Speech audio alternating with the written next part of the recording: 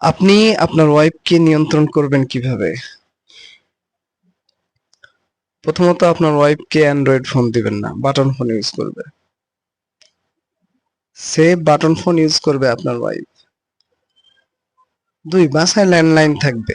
আবার ল্যান্ডলাইনেও auto record system চালু থাকবে। বাসার আউটডোরে সিসিটিভি থাকবে, রুমের বাইরের সাইডে। রুমে এন্ট্রি কক্ষ যেন রেকর্ড হয় এবং আপনার ওয়াইফের কানের দুলে, জুতার হিলে, তার লেডিস ব্যাগে ট্র্যাকিং ডিভাইস থাকবে, অটোমেটিক ওয়্যারলেস ন্যানো মাইক্রোফোন থাকবে।